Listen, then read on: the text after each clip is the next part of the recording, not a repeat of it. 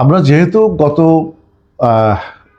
13 বছরে আমাদের যে এক্সপ্যানশন হওয়ার কথা ছিল সেই এক্সপ্যানশনটা হতে পারেনি, এবং কোভিডের পরপর থেকে যে আভ্যন্তরীণ গন্তব্যে যে যাত্রী স্বল্পতা এবং আমাদের ডেস্টিনেশন কমে যাওয়াতে এখানে কিন্তু ডোমেস্টিকে আর লাভজনকভাবে ব্যবসা পরিচালনা করা সম্ভব নয়।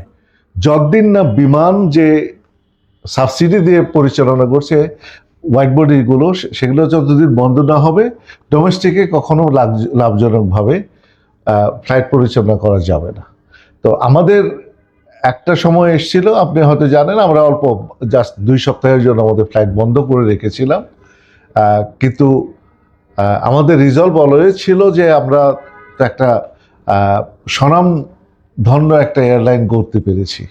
আমাদের জাতিগতভাবে মানে আন্তর্জাতিক সীমানার বাইরে এবং আমাদের প্যাসেঞ্জারের মধ্যে আমাদের যথেষ্ট একটা সুনাম আছে।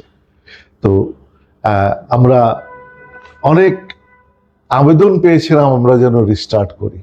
তো আমরা সেই বিভিন্ন বিষয় চিন্তা করে এবং ভবিষ্যতের বিষয়গুলো পর্যালোচনা করে আমরা আবার ফ্লাইট শুরু করেছি, এবং ইনশাল্লাহ আমরা যতটুকু সীমিত সামর্থ্যই হোক আমরা আমাদের এই ফ্লাইট চালিয়ে যাব এবং বৃহত্তর পরিসরে আমাদের অপারেশন করার চেষ্টা করব।